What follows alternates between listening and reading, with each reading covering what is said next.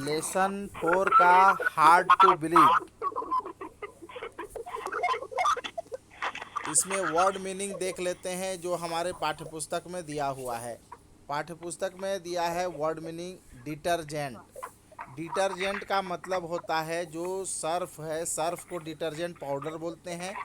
और डिटर्जेंट का लिक्विड भी होता है, पाउडर भी होता है और टिकिया भी होता है ना।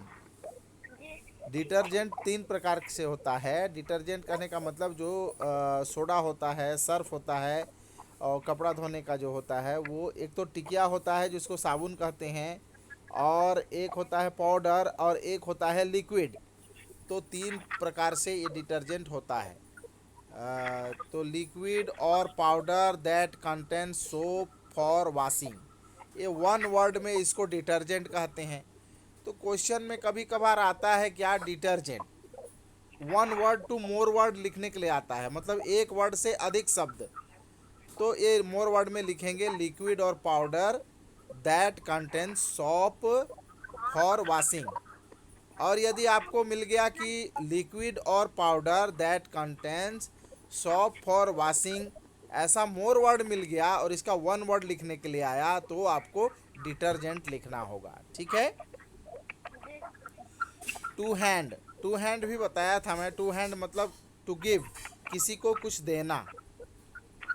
To give something a person concerned or in authority. Third number था कॉन्टेस्ट। कॉन्टेस्ट का मतलब होता है ए कंपटीशन। कंपटीशन मतलब होता है प्रतियोगिता। जैसा कि इसमें कॉन्टेस्टेंट में भाग लिया था वो बच्चा ना, पजल कॉन्टेस्ट में पहले भाग लिया, उसके बाद में आपका जो स्कूल में जो प्रदर्शनी प्रेजेंटेशन था उसमें भाग लिया। अगला आता है डिस्प्ले बोर्ड। डिस्प्ले बोर्ड का मतलब होता है प्रदर्शन पटल।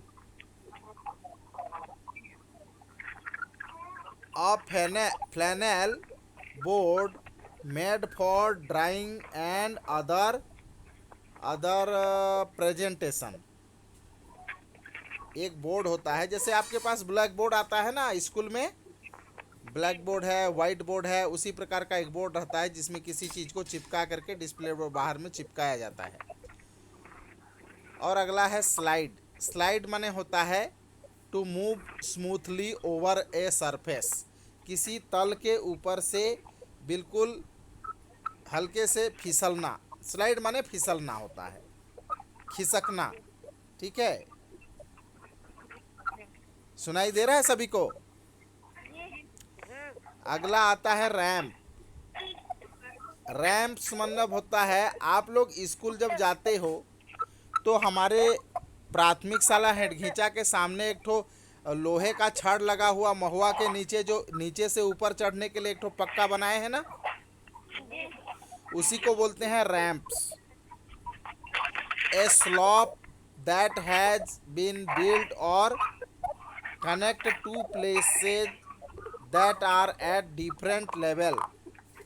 दो विभिन्न स्तर, नीचे से ऊपर चढ़ने के लिए एक व्यवस्था बनाया गया है, एक स्लॉप, ढलान, उसको बोलते हैं रैंप। अक्सर बिल्डिंग में चढ़ने के लिए बिल्डिंग के चारों तरफ या बिल्डिंग के सामने बनाया जाता है। ठीक है। अगला शब्द आता है सोकर। सौसर, सौसर पढ़ सकते हैं, सोकर नहीं, सौसर।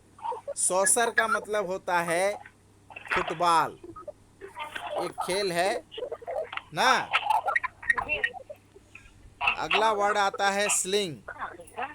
स्लिंग, स्लिंग का मतलब to throw something at someone from a distance, दूर से कोई चीज को फेंकना क्या कहलाता है, स्लिंग।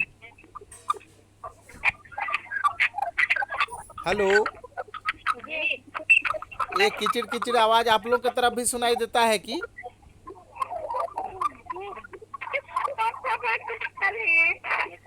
आए,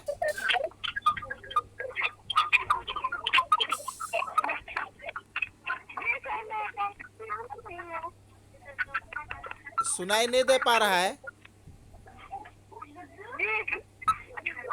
कैसे सुनाई दे रहा है?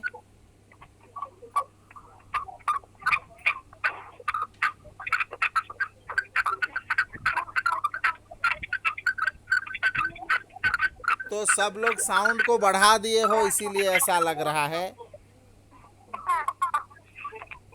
अच्छा क्या? पहले तो बढ़िया आवाज़ आता था ऐसे। थोड़ा साउंड को एकदम मीडियम में रखेंगे ना तो नहीं होगा।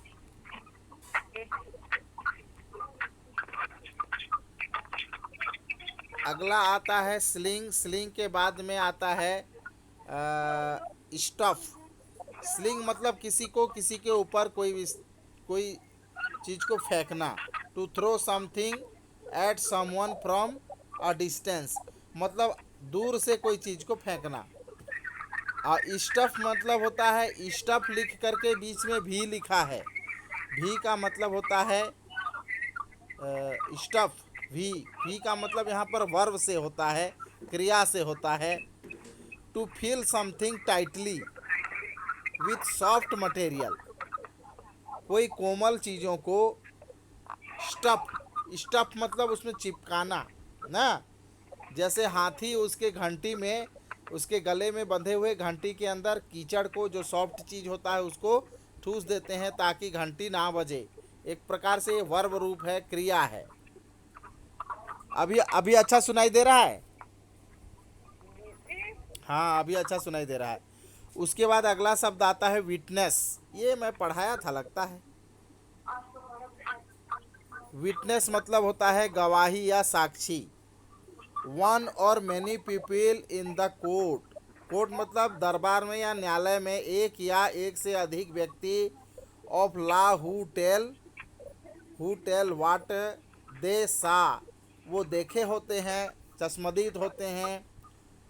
वाट they know about a crime और इवेंट, उस घटना के समय में, घटना के संबंध में जो कुछ जानते हैं, सच्चाई, उसे कहते हैं गवाही या साक्षी। अगला शब्द आता है क्रेट ना। अरे आपस में बात कर रहे हो तुम लोग, सुन रहे हो पढ़ाई को कि?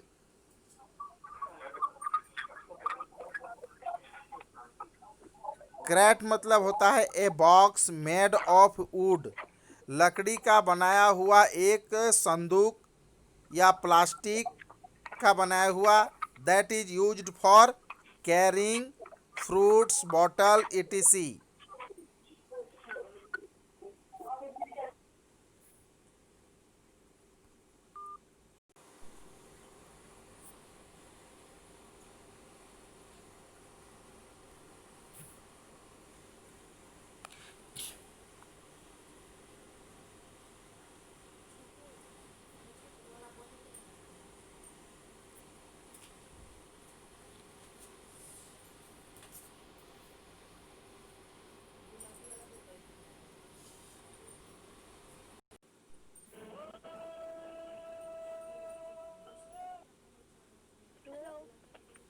हेलो।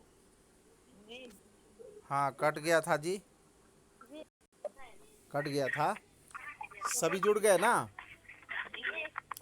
हाँ, इसमें यही सुविधा है कि एक ही बार में सब लोग जुड़ जाते हैं। लेकिन वो थोड़ा सा साउंड हो रहा है, वो साउंड बस वो क्लियर हो जाए। तो ये वर्ड मीनिंग बता रहा था। क्रैट। क्रैट मतलब एक बॉक्स होता है जिसमें फल रखा जाता है। टमाटर का क्रैट आता है ना, आजकल टमाटर क्रैट में रख करके घूमते रहते हैं बेचने वाले ना। और एक आता है आपका एक होता है सरवाइव। सरवाइव मतलब अपने आप को जिंदा रखना, स्टे अलाइव। उसके बाद अगला शब्द है डेंगल। डेंगल मतलब होता है ऊपर झूलना या चिपकना।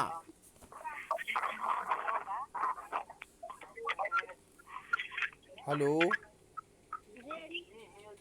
आपस में कुछ लोग ना बात कर रहे हैं,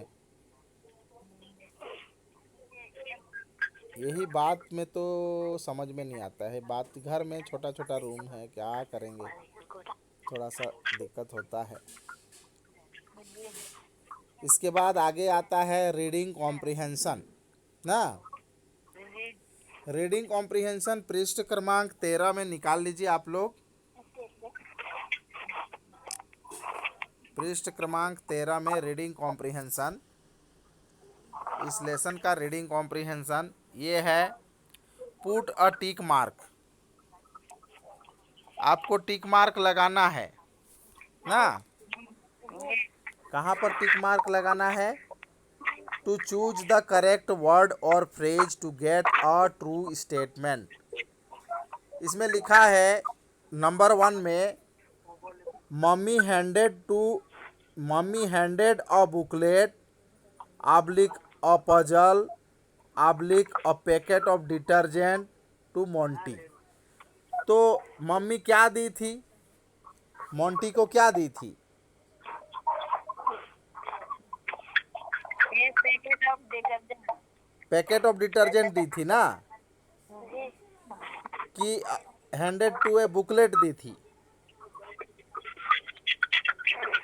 नहीं। बुकलेट को दी थी जी, जो पैकेट ऑफ डिटर्जेंट के अंदर बाहर झांक रहा था, मतलब peeped out of the packet of detergent. जी। आपके फर्स्ट ऊपर में ही लिखा हुआ है, one morning when mummy was opening a new packet ना of detergent powder to wash Monty's dirty uniform, a small booklet peeped out of it, mummy handed to it to Monty ना। तो क्या दिया था? स्मॉल बुकलेट दिया था। तो आपको सीधे सीधे यहाँ पर क्या लिखना होगा? बुकलेट के ऊपर टिक मार्क करना होगा, बाकी में कुछ नहीं ना। बुकलेट के अंदर पजल भी नहीं दिया था, पजल तो उसके अंदर खोलने के बाद मिला था। सेकंड जो होता है, Monty's gift was a book of interesting facts painted pictures oblique poems. ये सभी सही हैं तो सभी में टिक मार्क होगा। मोंटीज गिफ्ट, मोंटी को जो गिफ्ट मिला था वो सभी सही है मेरे ख्याल से ना, सभी सही हैं। टाइम कितना हो गया? टोपो मैडम फ़ोन कर रही है। 18:36 आए? 6:36। अच्छा, तो अभी टोपो मैडम पढ़ाती है क्या आप लोगों को? जी। अच्छा, इसीलिए फ़ोन कर रही है। चलो रखते हैं, आज का हो गया, ठीक है ना। कल से धीरे धीरे सुधार लाएंगे इसमें। समय भी आज थोड़ा लेट किया मैं। चलो ठीक।